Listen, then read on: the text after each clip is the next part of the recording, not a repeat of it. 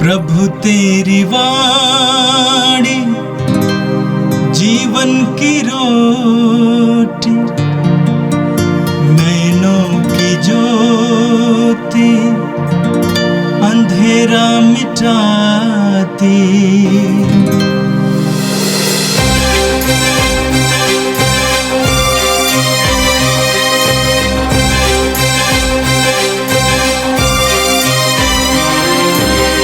प्रभु तेरी वाणी जीवन की रोटी, नैनों की ज्योति अंधेरा मिटाती। प्रभु तेरी वाणी जीवन की रोटी, नैनों की ज्योति अंधेरा मिटाती। वाणी वाणी वाणी वाणी वाणी पवित्र है, शाश्वत है, जीवन का मन्ना है। 7 जनवरी बुधवार। पहला पाठ संत योहन का पहला पत्र, अध्याय 4, पद संख्याएं 11 से 18। प्रिय भाइयों, यदि ईश्वर ने हमको इतना प्यार किया है तो हमको भी एक दूसरे को प्यार करना चाहिए। ईश्वर को किसी ने कभी देखा नहीं। यदि हम एक दूसरे को प्यार करते हैं तो ईश्वर हम में निवास करता है और ईश्वर के प्रति हमारा प्रेम पूर्णता प्राप्त करता है। यदि वह इस प्रकार हमें अपना आत्मा प्रदान करता है तो हम जान जाते हैं कि हम उसमें और वह हम में निवास करता है। पिता ने संसार के मुक्तिदाता के रूप में अपने पुत्र को भेजा है। हमने यह देखा है और हम इसका साक्ष्य देते हैं। जो कोई यह स्वीकार करता है कि यीशु ईश्वर के पुत्र हैं, ईश्वर उसमें निवास करता है और वह ईश्वर में। इस प्रकार हम अपने प्रति ईश्वर का प्रेम जान गए और इसमें विश्वास करते हैं। ईश्वर प्रेम है और जो प्रेम में बना रहता है वह ईश्वर में और ईश्वर उसमें निवास करता है। हमारा प्रेम पूर्णता प्राप्त कर चुका है यदि हम पूरे भरोसे के साथ न्याय के दिन की प्रतीक्षा करते हैं, क्योंकि हम इस संसार में मसीह के अनुरूप आचरण करते हैं। प्रेम में भय नहीं होता। पूर्ण प्रेम भय दूर करता है, क्योंकि भय में दंड की आशंका रहती है और जो डरता है उसका प्रेम पूर्णता तक नहीं पहुंचा है। यह प्रभु की वाणी है। संत मार्कुस के अनुसार पवित्र सुसमाचार, अध्याय 6, पद संख्याएं 45 से 52 तक। जब 5000 पुरुष रोटी खाकर तृप्त हो गए थे तो यीशु तुरंत अपने शिष्यों को इसके लिए बाध्य किया कि वे नाव पर चढ़कर उनसे पहले उस पार बेतसाइदा चले जाएं। इतने में वो स्वयं लोगों को विदा कर देंगे। यीशु लोगों को विदा कर पहाड़ी पर प्रार्थना करने लगे। संध्या हो गई थी। नाव समुद्र के बीच में थी और यीशु अकेले स्थल पर थे। यीशु ने देखा कि शिष्य बड़े परिश्रम से नाव खेर रहे हैं, क्योंकि वायु प्रतिकूल थी। इसलिए वो लगभग रात के चौथे पहर समुद्र पर चलते हुए उनकी ओर आए और उनसे कतराकर आगे बढ़ना चाहते थे। शिष्यों ने उन्हें समुद्र पर चलते देखा। वे उन्हें प्रेत समझकर चिल्लाने लगे, क्योंकि सब के सब उन्हें देखकर घबरा गए। यीशु ने तुरंत उनसे कहा, धीरज धरो, मैं ही हूं, डरो मत। तब वो उनके पास आकर नाव पर चढ़े और वायु थम गई। शिष्य आश्चर्यचकित रह गए, क्योंकि वे अपनी बुद्धि की जड़ता के कारण रोटियों के चमत्कार का अर्थ नहीं समझ पाए थे। यह प्रभु का पवित्र सुसमाचार है। ख्रिस्त प्रभु की जय। ख्रिस्त में मेरे प्यारे भाई और बहनों, आज के पहले पाठ में हम लोगों ने सुना, जो कि संत योहन के पहले पत्र से लिया गया था। संत योहन कहते हैं, ईश्वर हमें प्यार करते हैं, इसलिए हमें भी एक दूसरे से प्यार करना चाहिए। ईश्वर को किसी ने देखा नहीं, और जब हम एक दूसरे से प्यार करेंगे तो ईश्वर हम में निवास करेंगे और हम ईश्वर में निवास करेंगे। वास्तव में एक ईसाई का केंद्र बिंदु है प्रेम, और प्रेम जो है ईश्वर है। पहले हमने ईश्वर को नहीं, बल्कि ईश्वर ने हमें प्यार किया। हम पढ़ते हैं संत योहन का पहला पत्र अध्याय 4 पद संख्या 10 में, पहले हमने ईश्वर को नहीं, बल्कि ईश्वर ने हमें प्यार किया। मेरे प्यारे भाई और बहनों, आज के पहले पाठ के जरिए प्रभु हमें प्यार के बारे में बताते हैं। एक दूसरे को प्यार करना कहने में बहुत आसान लगता है, कहने में बहुत आसान लगता है, लेकिन जब हम एक दूसरे को प्यार करने के लिए कोशिश करते हैं, ये उतना आसान नहीं है जितना हम कहने से समझ सकते हैं। एक दूसरे को प्यार करना यानी हम जैसे हैं, जो भी हैं, उसको स्वीकार करना। अपने कमजोरियों को, अपने परेशानियों को एक इंसान जैसा है वैसे स्वीकार करना उतना आसान नहीं है,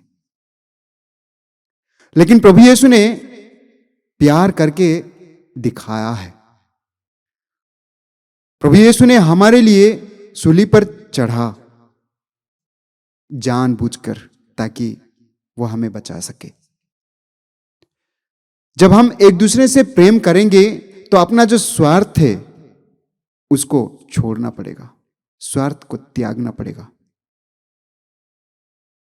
दूसरों के कमजोरियों को अपनाना पड़ेगा, दूसरों के परेशानियों को अपना परेशानी समझना पड़ेगा।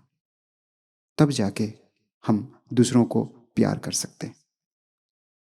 तब जाके प्रभु यीशु ने जो कहा है उसे हम अपने जीवन में अनुभव कर सकते हैं या लागू कर सकते हैं। यूहन्ना के सुसमाचार अध्याय 13 पद संख्या 35 में प्रभु यीशु कहते हैं, यदि तुम लोग एक दूसरे से प्यार करोगे तो उससे लोग जान जाएंगे कि तुम मेरे शिष्य हो।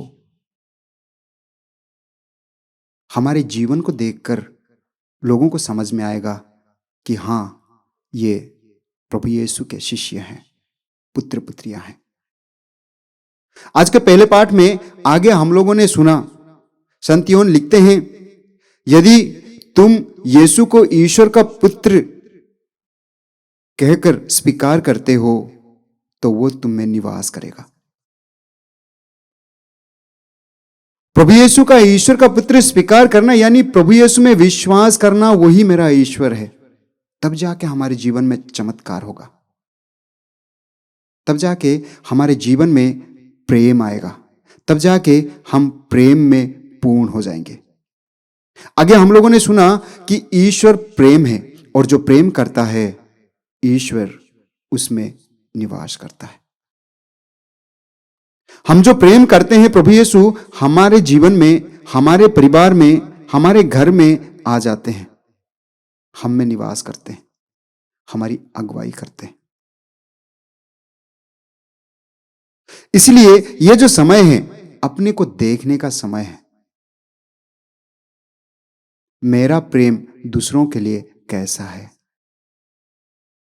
क्या मैं दूसरों को अपने स्वार्थ के लिए प्यार करता हूं या प्यार करती हूं?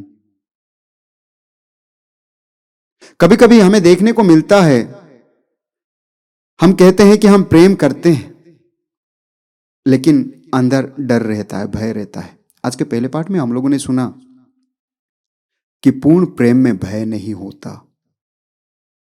पूर्ण प्रेम में भय नहीं होता। जो प्रेम करते हैं वो डरते नहीं है। जो प्रेम करते हैं वो घबराते नहीं है। जो प्रेम करते हैं वो परेशान नहीं होते हैं। सच्चे दिल से प्यार करने वाले। कलोसियों के नाम संत पौलुस का पत्र में हम पढ़ते हैं, अध्याय 3 पद संख्या 14 में संत पौलुस कहते हैं, आपस में प्रेम भाव बनाए रखे, क्योंकि वो सब कुछ एकता में बांधकर पूर्णता तक पहुंचा देता है। जब हम सच्चे हृदय से प्यार करते हैं, निस्वार्थ भाव से प्यार करते हैं, तो प्रेम हम सबको एकता में बांधता है। इसलिए जिस परिवार में प्यार होता है वो परिवार में शांति होती है, आनंद होता है, वो परिवार खुशी से जीवन बिताता है। तो आज के पहले पाठ के जरिए संत यूहन्ना हमें यह सिखाते हैं कि निस्वार्थ भाव से प्रेम कीजिए, क्योंकि प्रेम जो है एक ईसाई के लिए केंद्र बिंदु है, जीवन का केंद्र बिंदु है। प्रभु यीशु स्वयं प्रेम है, यूहन्ना अपने पहले पत्र में बताते हैं। तो मेरे प्यारे भाई और बहनों, आज अपने आप को देखने का समय है, खुद की जांच करने का समय है। सबसे पहले, क्या मैं खुद को प्यार करता हूं? क्या मैं खुद को प्यार करती हूं? बहुत बड़ी बात है। अक्सर हम खुद से भागते हैं, अक्सर हम खुद की जांच नहीं करते, खुद के बारे में मनन चिंतन नहीं करते, खुद के बारे में सोचते नहीं है, खुद के साथ बातचीत नहीं कर पाते। यह समय अपने लिए है, खुद की जांच करना है, खुद के साथ बातचीत करना है, खुद को भरपूर प्यार करना है। हम दूसरों से प्रेम ढूंढने की कोशिश करते हैं ताकि दूसरे लोग मुझे प्यार करें, लेकिन खुद ही खुद को प्यार करना भूल जाते हैं। प्रभु से आशीष मांगे कि प्रभु हम सबको प्यार करे। प्रभु ने हमें प्यार किया है, उस प्रेम को महसूस करने के लिए प्रभु हमारी मदद करे, ताकि हम खुद को प्यार करें, साथ ही साथ दूसरों को प्यार करें। आज के सुसमाचार में हम लोगों ने सुना, जो कि मार्कुस के सुसमाचार से लिया गया था। प्रभु यीशु अपने शिष्यों को भेज देते हैं, 5000 लोगों को खिलाने के बाद अपने शिष्यों को नाव पर भेज देते हैं और प्रभु यीशु पहाड़ी पर जाते हैं प्रार्थना करने के लिए, एकांत में समय बिताते हैं। मेरे प्यारे भाई और बहनों, हम लोगों ने सुना कि शिष्य लोग गए, लेकिन समुद्र के बीच रुक गए, आगे नहीं बढ़ पा रहे थे क्योंकि वायु प्रतिकूल थी। और हम लोगों ने सुना कि प्रभु यीशु चौथे पहर उनके पास पहुंच जाते हैं। शिष्य लोग घबरा जाते हैं, पर प्रभु यीशु कहते हैं, डरो मत, मैं ही हूं। आज के सुसमाचार के जरिए प्रभु हमें क्या कहना चाहते हैं? मुझे लगता है हम जहां कहीं भी हैं, जैसे भी हैं, परेशानियों का सामना कर रहे हैं, बीमार हैं, घबरा गए हैं, डर गए हैं, जीवन में असफलता है, जिस तरह शिष्य लोग आगे नहीं बढ़ पा रहे थे, लेकिन प्रभु यीशु ने देखा। प्रभु यीशु हमको भी देख रहे हैं। प्रभु यीशु हमको भी देख रहे हैं कि मैं कैसे जी रहा हूं, मेरा जीवन कैसा चल रहा है, या मैं कितना परेशान हूं। प्रभु यीशु हमको भी देख रहे हैं और हमारे परिस्थिति में प्रभु यीशु उत्तर आते हैं, जिस तरह प्रभु यीशु शिष्यों के पास पहुंच गए। इस वक्त महसूस कीजिए, आपका जो परेशानी है, आपका जो बीमारी है, दुख दर्द जो भी है, क्या उसमें आपने प्रभु को महसूस किया है? प्रभु आपके साथ थे, प्रभु आपके साथ है, और वास्तव में प्रभु आपके साथ है।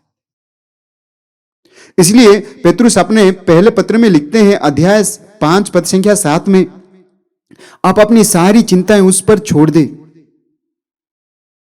क्योंकि वो आपकी शुद्धि लेता है। क्या मैं अपने सारे परेशानियों को, जीवन के दुख कष्ट को प्रभु पर छोड़ता हूं, या प्रभु को अपने परेशानी में महसूस करता हूं? नबी इसायाह का ग्रंथ अध्याय 41 पद संख्या 10 में प्रभु कहता है, डरो मत, मैं तुम्हारे साथ हूं। वो प्रभु हमारे साथ है अपने जीवन में, जीवन की हर परिस्थिति में।